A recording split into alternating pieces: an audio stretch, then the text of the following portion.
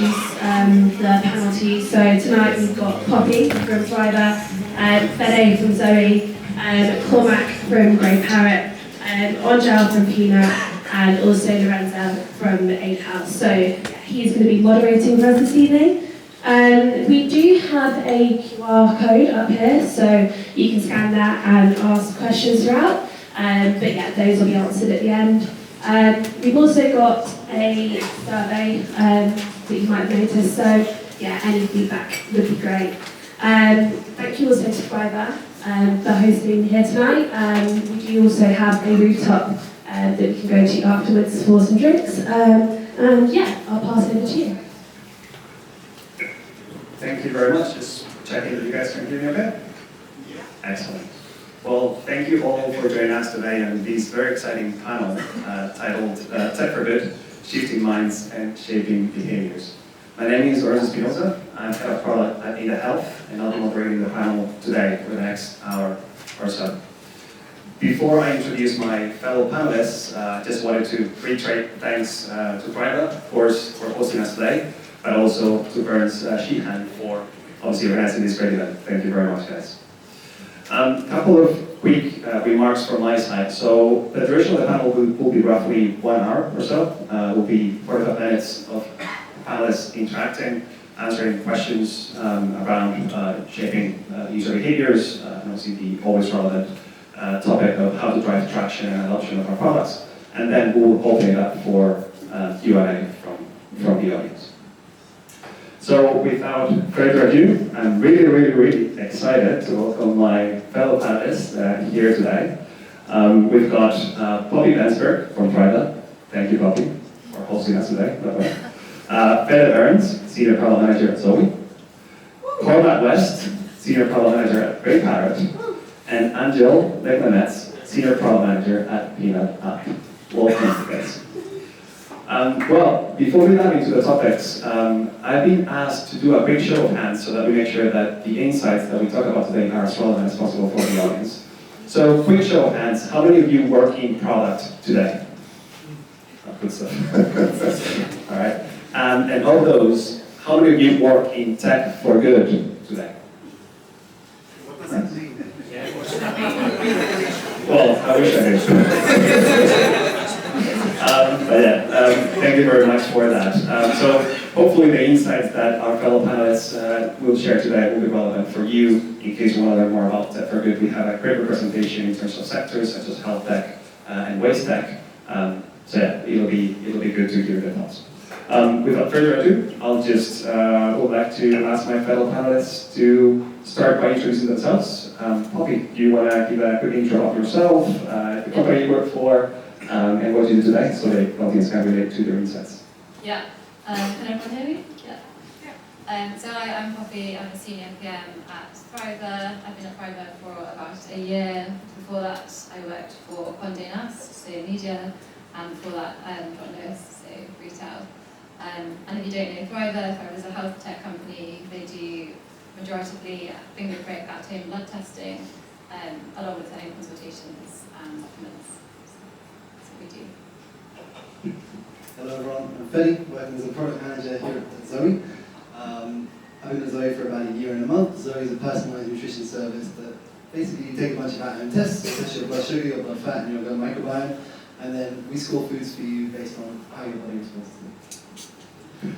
I'm Cormac. I work at Greyparrot as a senior product manager. We're a company that installs camera boxes on top of waste in material recovery facilities, which is where all of your recycling bins go, so that they can hopefully prevent as much of the recyclable material as possible going into landfill.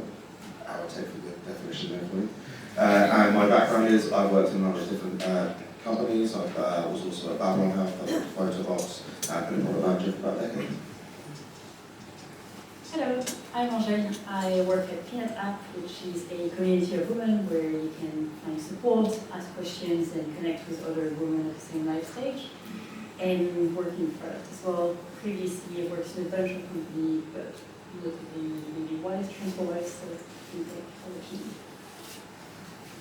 Excellent. And just to give you guys an idea of who I am, I'm Lorenzo head of product at Ada. At Ada, we provide AI-based symptom checking technology, both on the B2C and B2B propositions. So basically, we call ourselves, position ourselves as the digital front door. We are there in case you have acute health problems. So if there's something wrong with you, our AI symptom checker can provide guidance in terms of what might be going on with you, but also point you to the right next level of care in terms of the next step. So as I mentioned, we have a B2C proposition. There's an app that you can download today. I encourage you guys to try it. We have about 12 million users.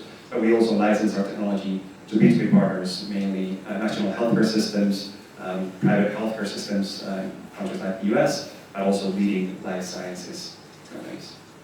And before that, yeah, I've been in product for more than a decade now. Excellent. So let's dive right in. Sounds good. So let's talk about behavioral change. The first question that we have for our fellow panelists is around the aim that many tech for good businesses have to drive an element of behavioral change from their customers. So basically, what do you recommend, or how have you shifted your customer's mindset to recognize the long-term benefit of using your products? Angela, do you want to get started? Yeah, sure. Like maybe, so that's quite specific to Peanut, but the way probably like pregnancy and motherhood is shown in movies is pretty different from reality, and so one of our main like challenges to start with is sort of communicating in a very honest way. I'm like, well, it's quite different. It's actually really hard, and that's fine, and we're here for you. So the first thing that Peanut does is really communicating around this, and then once users join Peanut, we do see like this like change in behavior where at first they tend to want to meet like a lot of people to really like find that support and like build those connections, and they use like a part of a app which is called Discovery, which looks pretty much like a dating app but for friendships, and where we connect you with other women who are at the same life stage, before then moving towards like community, which is more like the Reddit of mothers and women where you can ask any questions, but it has like that very safe saying because everyone like has a profile, it's women only, and naturally like we kind of see that change in behavior from like feeling very lonely and not being aware that this is quite normal and you need that support to. Excellent. Great answer. How does that question, or how do behavioral change look like in Waste Tech? I think in Waste Tech it's slightly different because for us we're largely B2B, and I think I'm probably the only representative of the B2B space here, or primarily working with B2B products. And for us, what we're trying to do is we're trying to get the people who process your waste, the people who are ideally responsible for taking it out of the pathway to landfill and putting it back into the recycling process to power the circular economy.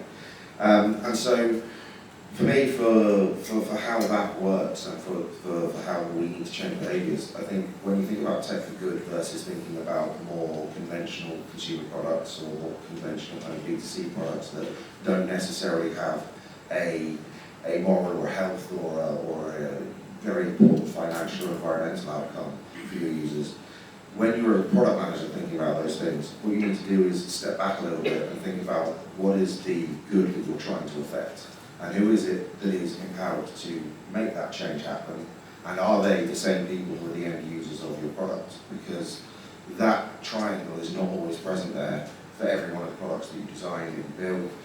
You see, as product managers, we love to go back and start thinking about the problem and thinking about the customer and thinking about who it is that's going to be using your end product, but inevitably, when you're thinking about much bigger problems, you can't have them directly come to you for blood tests or to ask for waste data if they don't know that there's a problem or a thing that they can optimize. So education is at the beginning of that. Once you've educated your user and once you've got them into the space, it's really then your game to play. But yeah, it's about going back and trying to build that triangle. Who is it that can affect the good? How is it that you interact with the user? And then what is it that your product can do to connect those two things together? And you can't do that unless you're going to be educating them entirely along the way. Thank you for that. Yeah, I really along to that educational aspect. Okay, would you care to share your thoughts? Yeah, so I think at Zoe, a lot of the lifestyle interventions that we sort of offer to people, that we suggest to people would help them independently of them trying Zoe products, right? A lot of the things like healthy eating is just healthy eating, so we definitely see our role as affecting that behaviour change, and a lot of that in the Zoe product is about emphasising the benefits of what we're offering, the benefits of personalisation, the benefits of the at-home testing, and trying to remove those barriers that we hear from our customers in terms of, my partner went and got this lifestyle, so if we think about how can we embrace that in the product and how can we make that aspect of behavioural change easier for them. So for Thriva, I guess some similar issues to them at Zoe. I think the first step is also education. So at Thriva, our mission is very focused on preventative health. So we have to educate people as to why they should start considering their health, even if they feel that they're healthy. And kind of sell them our company's vision and mission around trying to give people the longest time they can live in good health and not feel ill, that to act on that now whilst you're still healthy. I think that's definitely key. And then in terms of the long-term mindset shift, I think the key is giving them a really excellent product experience once they've made that first purchase.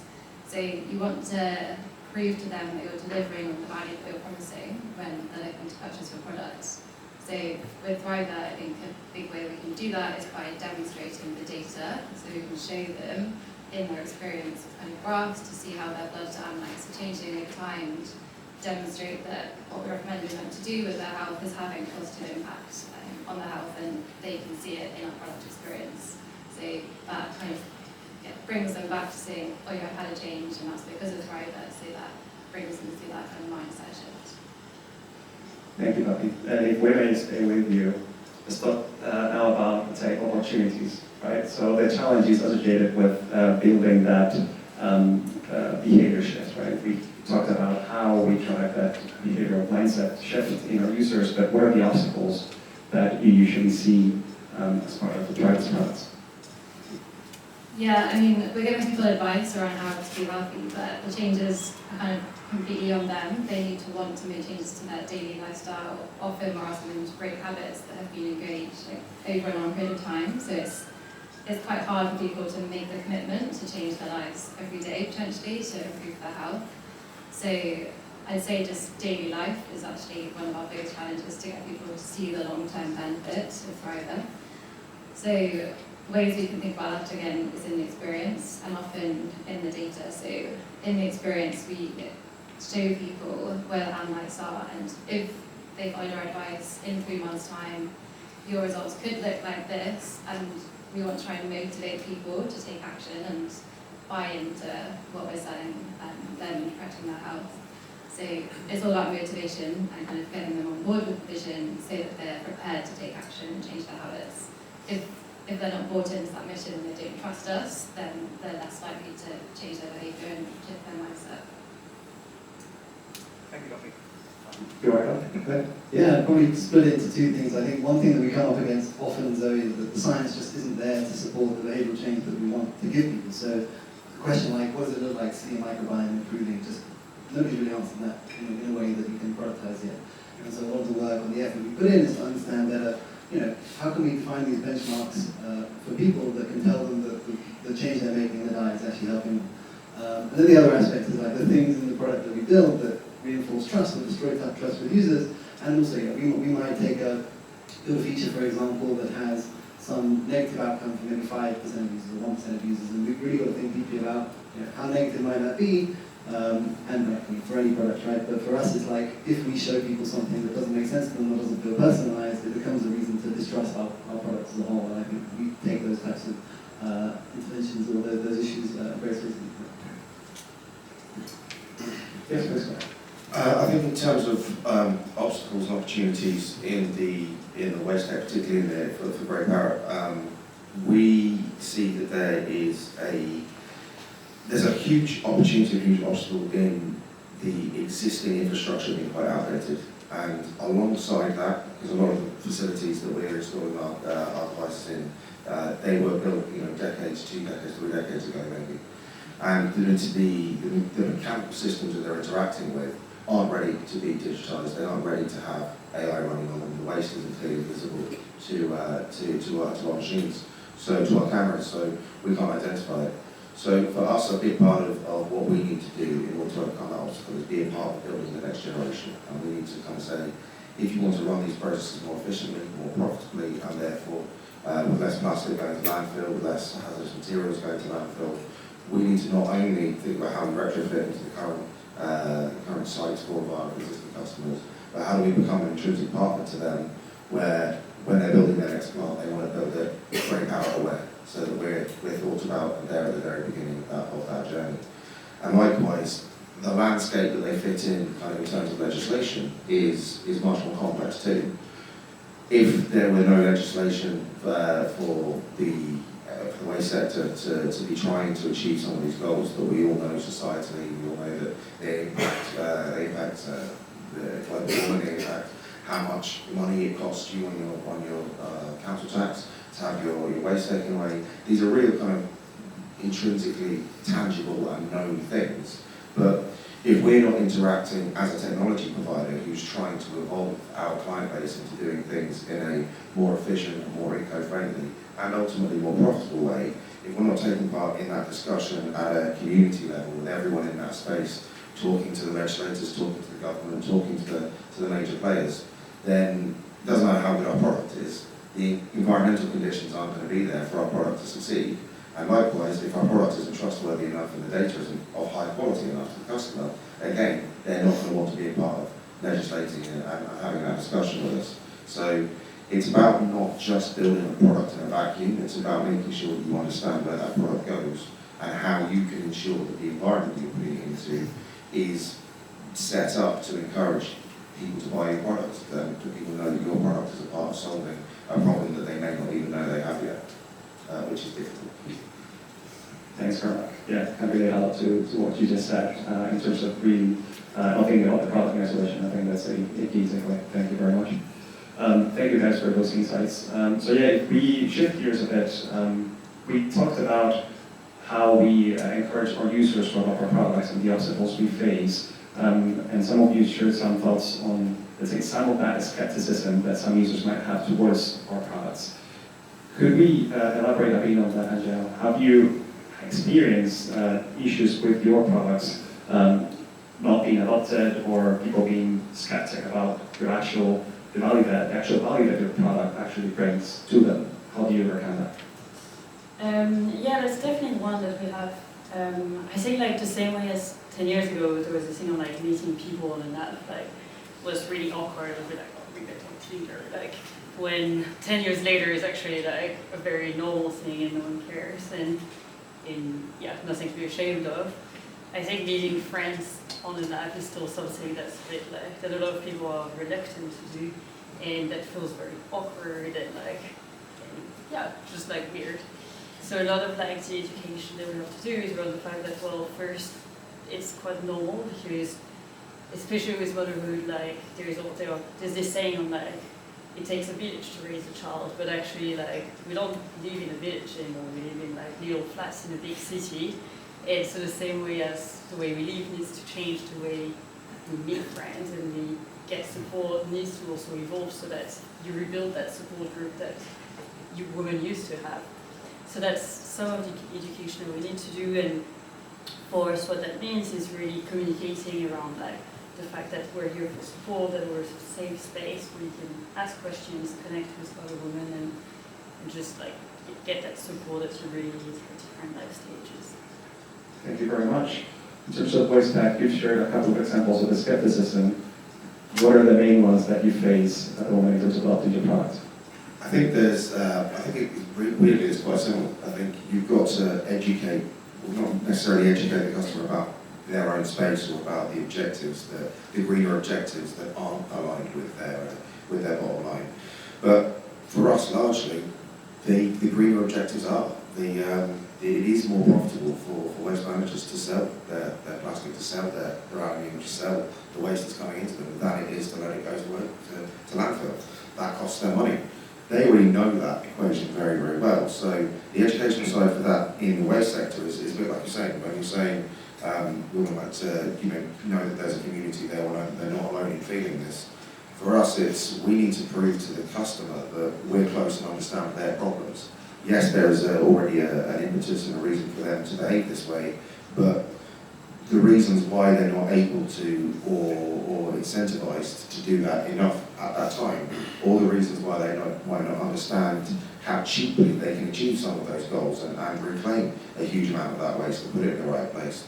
If we can educate the customer, or rather show them that our products are tailored to those problems and that we are aligned with those problems, and that we have, you know, in our case we've got a number of brilliant staff who used to work in the waste industry, so when we talk to them, we're not just like an alien tech firm coming to them. It's about having that expertise on your staff. It's about being able to put yourself close to their objectives and even closer to their problems. And if you can do that, then in our experience, you build great relationships, and then those great relationships help you build your product in the way that they need to be built, rather than, again, doing it in a vacuum or thinking that you know best, or trying to solve a problem that they haven't told you that is on the priority list for them. Thank you, Carmen. And I think one of the key topics that we keep hearing about is educational awareness and being able to understand the users, not only from a product perspective, but also company-wide, and being able to relate to what they're experiencing. Fed, do you want to continue? Do you experience similar problems when it comes to skepticism at Zoe? Yeah, I mean, I'd probably say more the skepticism is that people who come to us have typically tried like many other diets in the past, right? Like they would have tried calorie counting, they would have tried the keto diet, and they sort of had a bit of like what I would say exhaustion with like, I tried all these things and I keep on gaining weight again and nothing's working for me long term. And so Zoe as a company like, invests a lot of effort in educating people about why it would be different this time, which sounds not good. But in terms of thinking about like, you know, we do a lot of things to build trust in ourselves prior to using the product, and that's kind of in the sense of us being a mission-driven company. Some of these things, like giving a lot of information away about how to eat well via the podcast, or and other things like that we do. That for us is a very important aspect of being seen as an authority in space. And like the COVID app that we had during the COVID pandemic was a really big element of that as well. It's like it's symbiotic in that these things help us as well, and people come already very knowledgeable about the product too, but these all really help together. Thank you, Fede. So now, moving to more, let's say, concrete examples. We've talked about high level, the challenges we have when trying to drive people to adopt our products, the skepticism. But let's talk about specific examples so that the audience can also relate to those in terms of something that we have experienced personally. So Poppy, would you care to share an example of a feature that you have worked on or released, and how you actually went about educating your users about their value and what your success was with it? Yeah, so I work in the product growth team, so not really a feature, but it's more kind of how we sell the concept of Thriva. So often people come to our site, and one of the questions they'll ask is, why do I need to get a blood test, and how will that protect my health in the long term? So we focus quite heavily on kind of education-led marketing. So on our marketing site, we have a whole section called the Health Hub. Sounds like similar to Zoe, but we have a lot of content in terms of articles and podcasts where we're educating people around common health conditions and deep dive into the biomarkers that we offer tests on our marketing site, and give away tips for how people can improve those biomarkers and get closer to optimal levels of those biomarkers.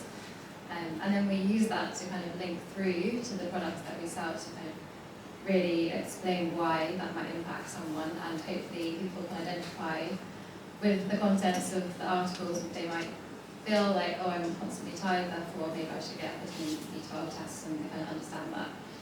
So yeah, kind of giving away quite a lot of value, but trying to educate people to understand why we think Thriva will be of value to them. We also try and give away value in the form of a health quiz. So when people come to our homepage, they're sometimes a bit overwhelmed by how many tests we offer, and they might not know what the best test would be for them. So we have a kind of health quiz where we ask them about their health goals and just their daily lives. And at the end of that, we give them a recommended personalised blood test package, and kind of explain why they might want to test those different analyses that we're suggesting. So yeah, kind of educating them around what we offer and how that might help more specific needs rather than preventative health as a whole, which isn't so relatable.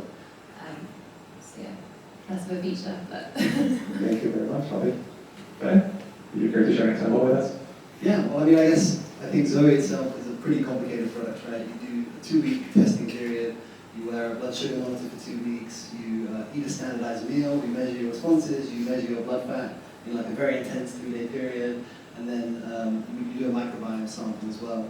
And so, a lot of these things, like we are introducing a lot of friction for people with the end goal of having their personalized insights, but we have to expend a lot of effort explaining that to people as well, right? We have to say, like, here's what we're doing, here's why, do these things on this day. When it comes a month later, their test results, we then have to show them, like, here's what's happening, here's why we did it. We're kind of explaining the sort of nutrition science research to them as well, with the scientific referencing, etc. And I think all of that is like an area we invest in a lot as a company, making things simple and easy to follow, but still providing that, like, we're doing a lot of science, and we're trying to standardize you on everything as well. Excellent. Thank you very much. Okay. Yeah, I think an example for us is less kind of an individual feature that we've got, but it's more just the fact that we're an AI company. And at the moment, ChatGPT and other stuff in the headlines has made it look like AI is really, really simple and intuitive, and you put it there and it works, and you get you your answers, and it writes your essay, or prepares your priorities for the next quarter, and you know some data. Not that we plan like that every time. Not all the time, please. But the expectation that customers have when they are in industries where they're dealing with huge amounts of plant expenditure, they're installing massive bits of machinery, they're putting in new technology all the time, but that technology usually, once it's been installed and connected, does that thing it's meant to do. It's a part of a physical process, it moves something from somewhere to somewhere, it stores something using a piece of technology or a logic. What we're doing now in Greyparrot for the first time to the industry, there are other companies that do it, but what we've been doing is we've been putting in cameras where we're using an AI model to understand that waste that goes under that camera in that location.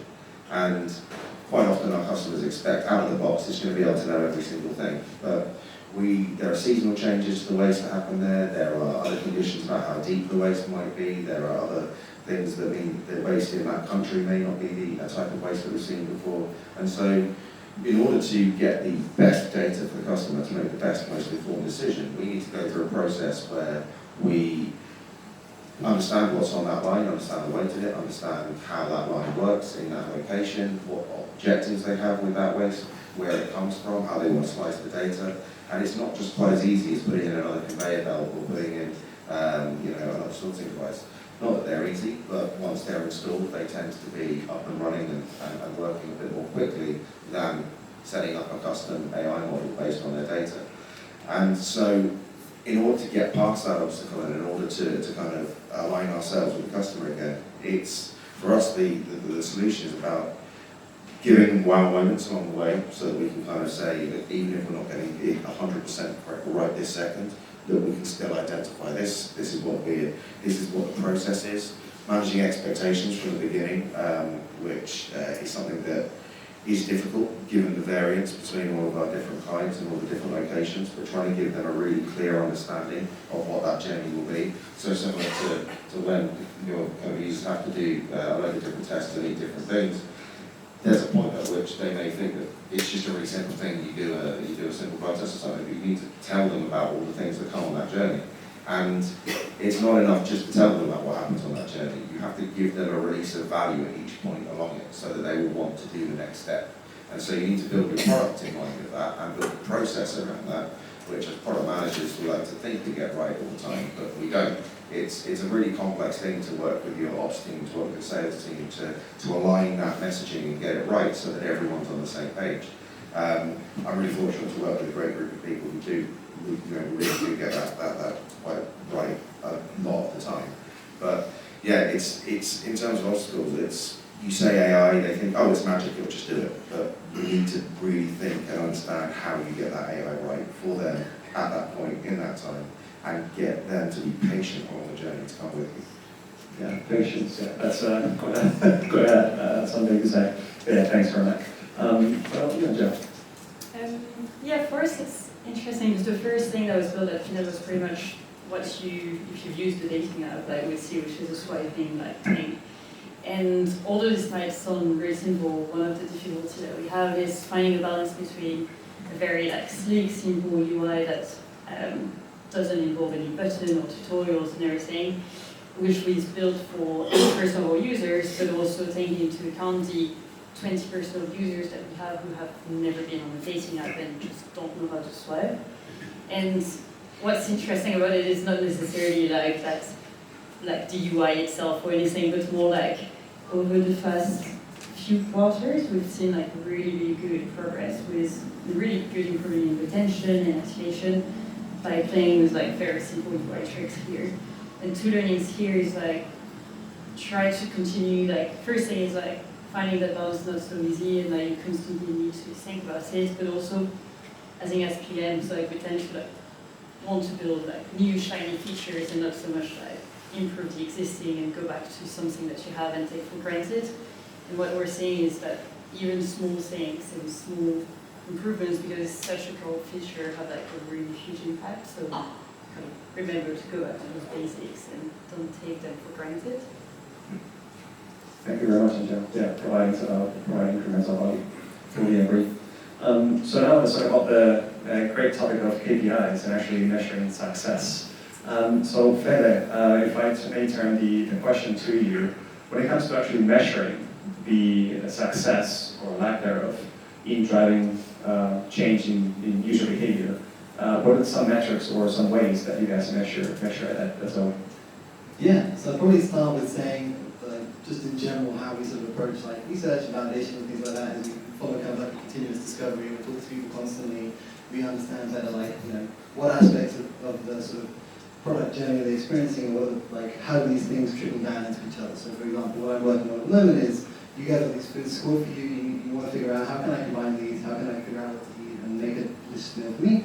And you know, that is as much about the insights you get from what you're actually logging in the app as it is about the sort of the how difficult that logging process is, or the types of the things we offer you to make it slightly easier.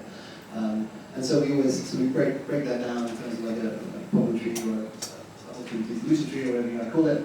And you know, each of those sort of major sort of inflection points on that tree is its own metric, right? And so we try as much as possible in the product teams. We try to give people their own, you know, make them autonomous, have as few dependencies as possible, but that may not be true at a metric level. So then it's about working with teams together to figure out like how you're influencing my metrics. And you know, again, we don't always have the best linkage or no perfect linkage between the metric we care about and a long-term goal for the business like retention. And so that relationship that we have in that tree can tell us a little bit more about, you know, what we should expect our retention impact to be if we've made the right assumptions about the product. And so, you know, we don't have a million users like Facebook does or Meta. We have 20,000, 30,000, and so we try to infer those as much as possible, and where possible, like look at some metrics around what we're focusing on when we run A/B tests and things like that to see whether we are really having that impact or not. But the focus is usually on sort of the problems we see, whether we are solving those problems or whether we are driving the behavior that we want to at the level we can measure, and then to some extent inferring above that we make a change for the business that is really crucial, like a form of retention, for example, or a paid retention. Thank you very much. Poppy, would you use a similar approach at Thriva? Yeah, largely quite similar. I think we have like a North Star metric. So our North Star metric is to try and get as many people who use Thriva to get a valid blood test result back. And that's kind of broken down into 3 phases. So the first is obviously just conversion and acquisition rates once they come into our marketing site.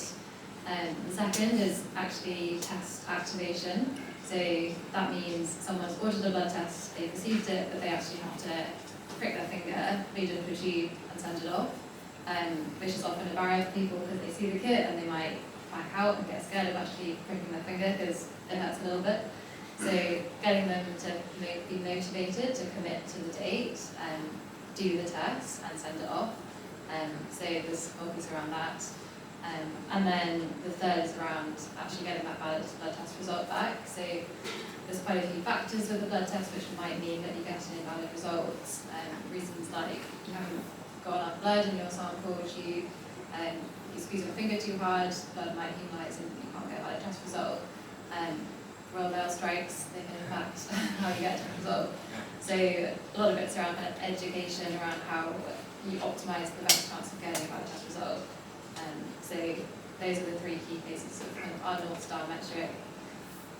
And then just thinking like long term, we look at kind of retention rates, but that's quite a leading indicator. So looking at things like how often people come into the app and how often they engage with Thriva, kind of indicates that they're more likely to retain and get to kind of the second, third, fourth test, which is what we're looking for. So we try and find those leading indicators to indicate how much people will retain. Just one comment to add to that. I don't know if anybody's tried doing a blood test at home. I have. I was 1 PM and I was in my underpants doing jumping jacks, and I still failed to get enough blood out. And the next time I bet then. Thank you for sharing that. That was a great experience, really straight.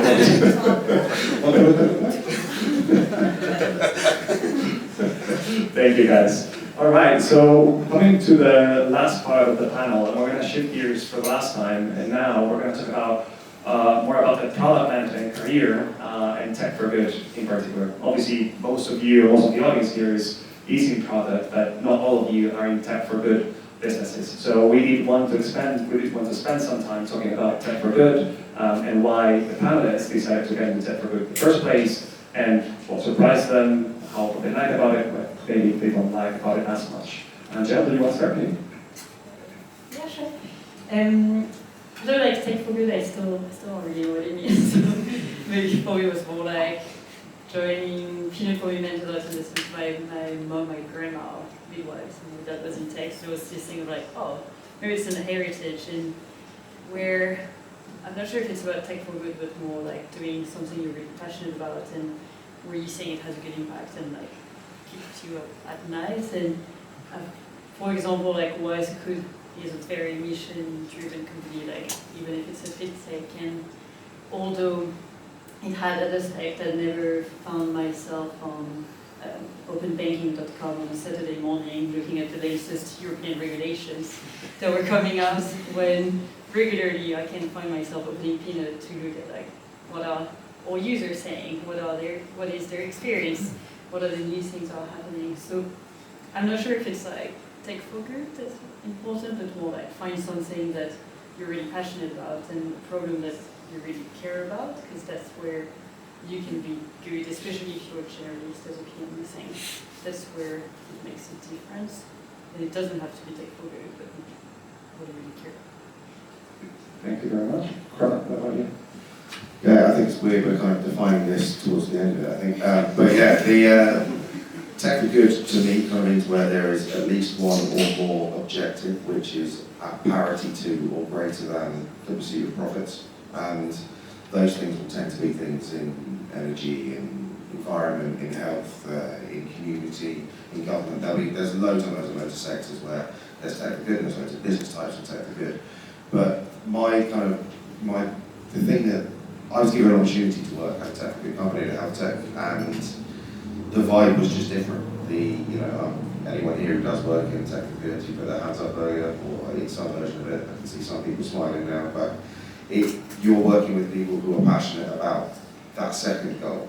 You will always have people that are passionate about that first one, the profit making. You always need that in order to be a viable business, in order to gain the traction you need to fund what you're doing. But that second goal is the thing that gets people excited. That second goal is the reason why everyone there will work harder later. They'll be from different walks of life that you might not know. They're not always going to be from tech. You're going to learn stuff every day. You're going to go into a company where it's not just product management that you're doing, but it's kind of shaping the landscape of an important part of society. And I don't want to go too big with that, but it is real. You can see it happening. And when you see those results happening, when you see your app saved a life, or told someone that they were at risk of something and they managed to get care, when you identified cancer ahead of time, when you connected a mother to someone, when you can see that you have a number of metric tons of something that didn't go into a landfill, you get excited. It's a reason to go to work that beats any other. And there's millions and millions of objectives like that across the space. And what I've found since I got into this kind of sector is everything's a bit harder. It is more difficult to get people to convert because of this education thing that we're talking about. Because it's really great, and there definitely are cases where those primary objectives massively align with the individual that you're selling it to, or that you want to sign up or use your service, and there's a really, really clear benefit that they can get within a day or two of downloading the app or buying the service. But the reality is, most tech for good products, it's a slow burn. You need to convince them, you need to educate them, it's your responsibility as product managers, as people involved in the product process, not just to deliver a service that's easy to use, but to deliver a service that they want to keep using, even when the apparent benefits may not be super, super clear, may not be just to them, may not be to the people that are paying for it, and therefore the ecosystem of who's the payer, who's the provider, who's the user, who's the consumer, who's the end benefit.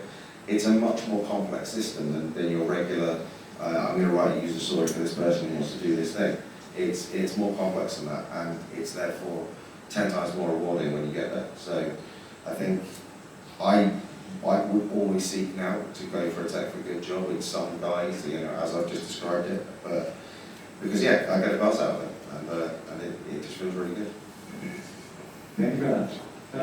What about you? Yeah, actually, until I got recruited for this panel, I hadn't really considered myself to be working for a tech for good company at all. I thought it was kind of a, it's a job, you get nice Trustpilot reviews every couple of hours, ping them through Slack. But I think personally for me, I like Angel mentioned as well, it's an area, it's a product that I care passionately about as well, right? I wouldn't have classified it as tech for good, but I think for me it was very different from the paradigm that I had done in terms of calorie counting and sort of unhealthy aspects of that, and then having a sort of some aspect of that, that you are making an impact, and it's nice to see those reviews. I kind of worked, for a similar kind of health tech, I wouldn't call that tech either, prior to Zoe.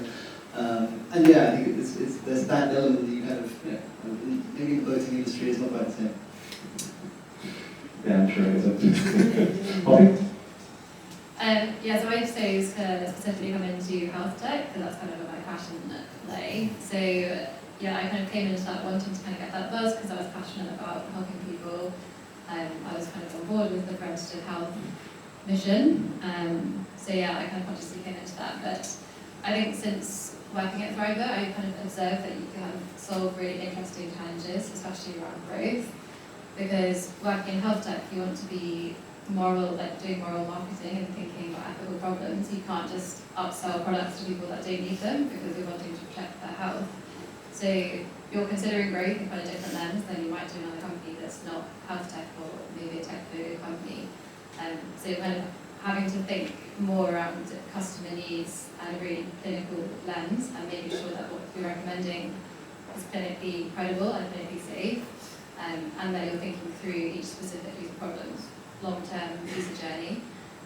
So I think thinking through those problems in the lens of health, for me, has been really interesting, something that I don't think you necessarily find for companies that aren't in health or maybe tech for good in the wider industry. So that's something that I found interesting the past year.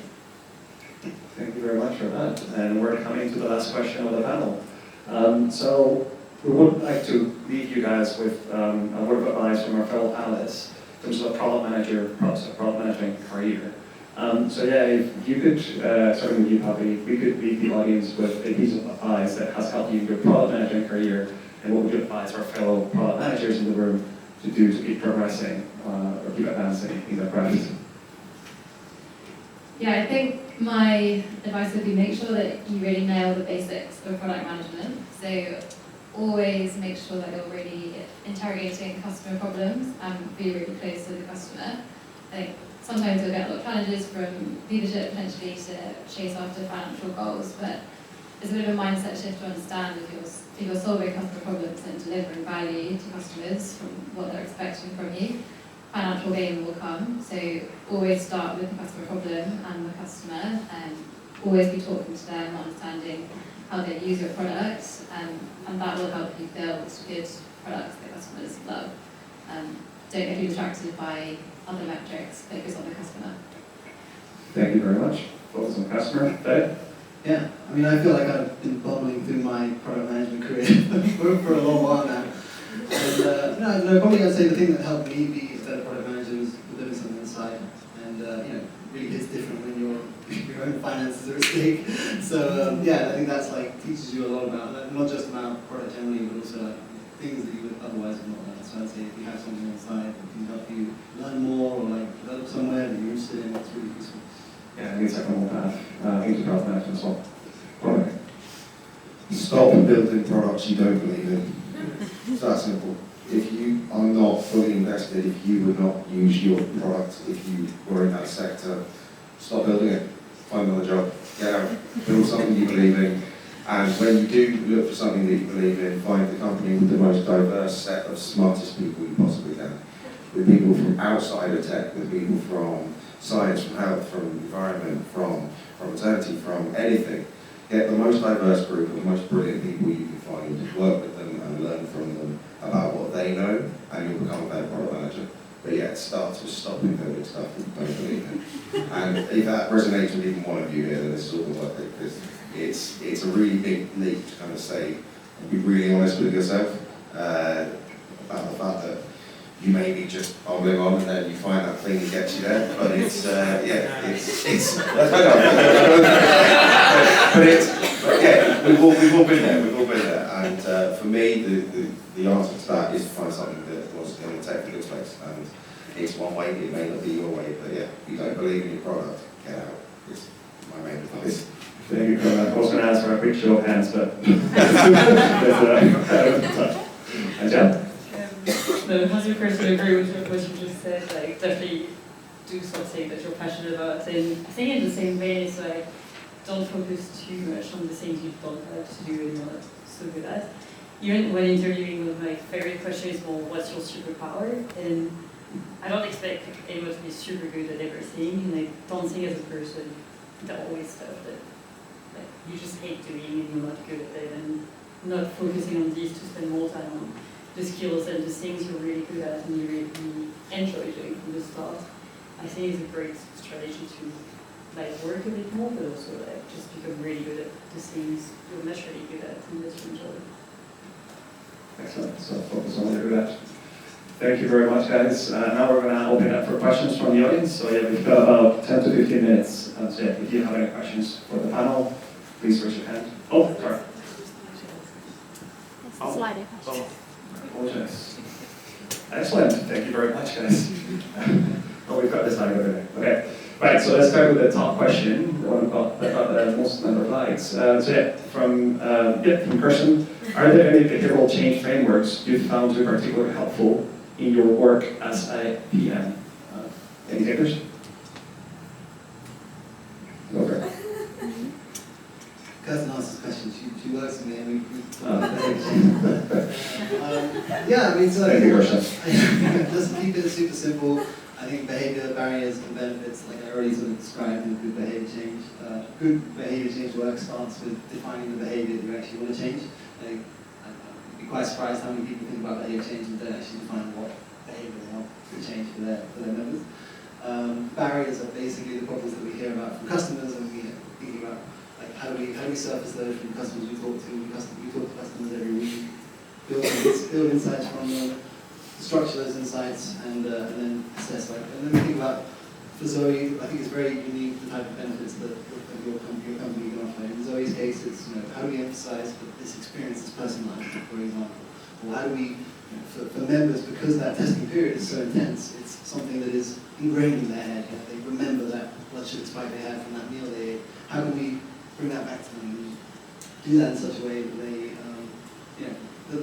that reminds them? And how can we relate what we're doing after they do their testing period to things that they did in their testing period? All of those are really powerful memories that emphasize the benefits that we're offering them, the benefits of why they're doing it on Zoe and not doing anything else.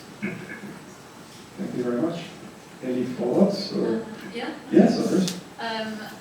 So one tool I found quite helpful when thinking around behavioural change is to do customer journey mapping, but focus on customers' emotions and what they expect the action should be on each page. So this is more focused around kind of how people buy into the mission of Thriva, but when we're looking at that whole conversion journey, it's really helpful to list out every point of the journey and ask ourselves, what is the customer thinking about what we're saying? Would they understand what we're saying? Are they on board with that mission? What do they think the next step we're asking them to do is? So really interrogating at every step in that process, and that can be pre or post purchase, and that I think helps you be like the voice of the customer and really interrogate what you're helping the customer understand. Yes, of course. Yeah, I completely agree with both of those 2 points, and I think just reading the wording of the question there, kind of this measuring the success of education as a factor. Oh, sorry, with the second one here. Framework changes, apologies. Yeah, sorry, for that one, in terms of frameworking that, understand what you're not going to be able to change with your product as well. Define what's out of scope for yourselves, because if you start to think that you're going to let the behaviour snowball and you're going to be thinking about which ways you want to change which behaviours, then you also need to know which of those are not relevant to you in that space, and particularly why they're not relevant, or why you already demark those big things you can't change. If your framework isn't robust enough to clearly define what's out of scope at the top and validate why it's out of scope and have a process in place for doing that, then it's not going to work, because as you snowball into the things that you are trying to change, you're going to try and change everything, and you're not going to know where to stop or how to focus and rein it back in and measure it against your KPIs. Okay, so we can look at Kate's question now. How do you measure the success of education as a factor in creating behavior changes? So it's a bit of a, yeah, go for it. I'll try that again. For this one, I think you've got to know what you're educating your user on, or what and why you're educating them on it. So, are you giving them this information to give them background so that when you tell them something later, they're going to have the context and know how it resonates with themselves? Are you personalising the education that you're giving them? If so, how and why are you doing that, and what measures and what data are you using to do that? And what are your alternatives that are available to you? So I think education in this particular context is really, really relevant to the outcome that you're educating them for, or the background information you think they need in order to be able to come on your journey with you.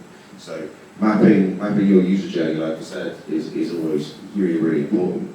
But also mapping their emotions as well is really key. But mapping what you think they need to know at each stage, whether or not they need to know that prior to the stage, so they're preloaded for it, and understanding what your education map is. And then working out, there's a million different ways to learn things, there's a million different ways to teach things, there's a million different ways in all of our apps that you can deliver information. What's the lowest amount of information you need to give to get the outcome? What's the amount of information you can give that gives them the highest level of confidence? Where are you waffling? Something I don't always get right, apologies. But yeah, you can't just be thinking, oh, I'm a health app, I need to educate them about all health and every single aspect of how blood tests work. They're not interested in that. We can't be trying to turn around and educate the waste industry about everything about waste and everything about where waste should be ending up, because a lot of the time, in this sense, they've already got that information. You need to know what the right thing is, when the right time to deploy it is, and then in terms of measuring the success of that, you look at when you make changes there, how have you reduced the friction at the next stage? With that information, you wanted them to do what thing differently, or do what thing faster, or do what thing with more confidence. And you'll already have, so if you've got good tracking in place and you understand your conversion points, you should already have some of those metrics to see when changing that educational message is delivering an impact, or when it's hindering you, or when it's too much information at the wrong point, or breaking up your journey. There's loads of different solutions to it, but yeah, I think the measuring of any educational piece has to be entirely relevant to why you think they need it and where you're giving it to them, for what reason. And if you don't know all of that, then you're never going to be able to measure it. Thank you, Grant. We've got a question here for Poppy and Fede. How do you isolate the success of your product on health from our customers' general increased focus on health that led them to seek the product? Yeah, it's an interesting question. I think there's obviously a general increased focus on health, which hopefully will benefit us as a business. In terms of the success of the product, I think for Thriva we offer quite a broad range of blood tests. I think if people don't understand the value of Thriva, or maybe don't understand the specifics of why they want to improve their health, they might go for more general blood tests. So we have a general health blood test which kind of acts as an MOT. But we also offer blood tests around like more specific customer problems like thyroid, high cholesterol, sports performance. So differentiating the conversion between the different products that we offer, I think, is important here. So if the general public has a general increased awareness of their health, they're likely going to want to come and purchase a general health test from us, but nothing else. If we're educating them on the benefits of testing all these different things, all these different biomarkers, and we see people maybe purchasing a general health test and then go on to purchase a thyroid test and then a cholesterol test, I think that proves that we've been successful in improving the overall awareness of more specific health goals and how that can impact your long-term health. So yeah, going a bit further into the detail of tracking, I think is important there. I think you don't need to do anything about it. It's free money. People already changed their lifestyle before coming to join the service. But no, I think Zoe as a company, I think, is one of the few that's actually doing a randomized controlled trial on how people at Zoe, people who try the Zoe method, experience life dietary and other outcome changes compared to the standard of care. So I think in terms of how do we isolate the success, I think that's probably the only way that you can realistically do it in a way that's robust scientifically. Excellent, thank you for that. I think we are coming to the last question. I think it's about pricing, a topic that I personally find fascinating. So what pricing strategies do you use, and how do you determine what your users are willing to pay for this specific service? And if I may add, because it overlaps with another question, especially in cases where the benefit of the product is somewhat intangible or not directly tangible related to or immediate benefit. How do you guys think about pricing?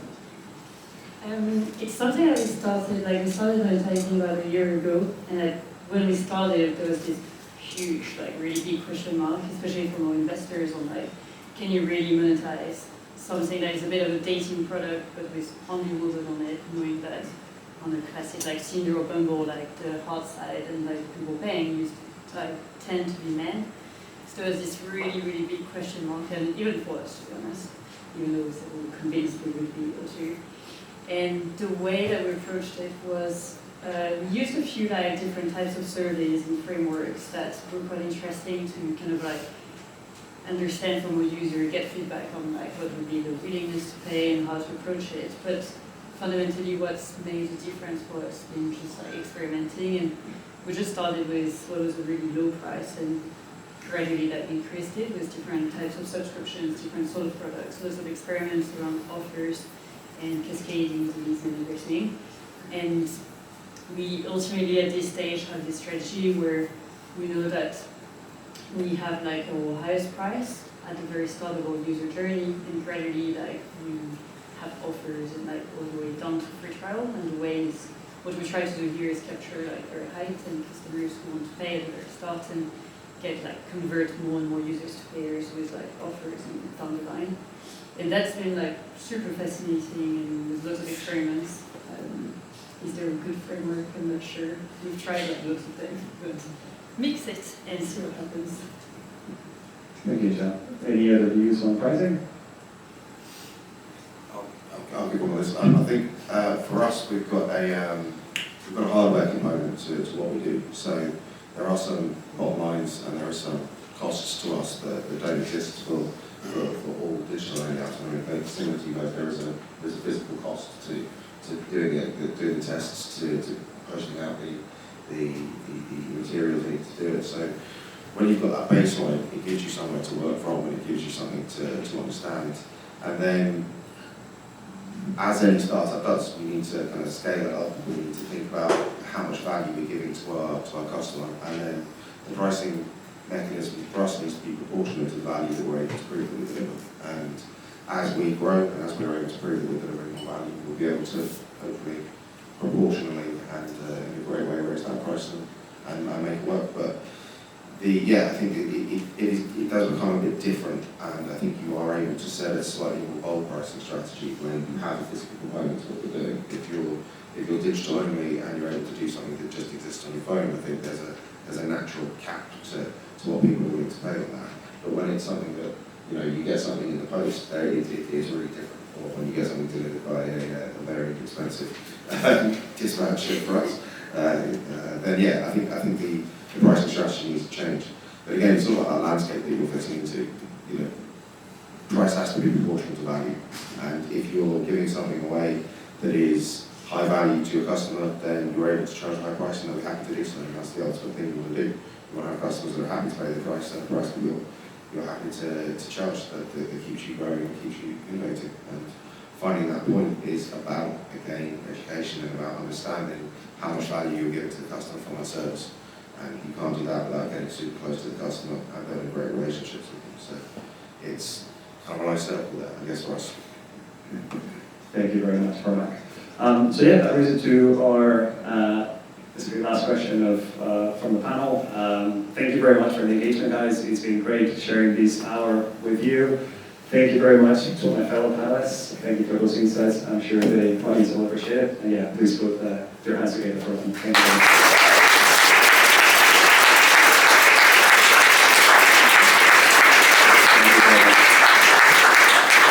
Cool. So I believe I'm told next up is pizza and rooftops. So we'll see you. Okay. Thank you very much. That's rooftop. Thank you guys.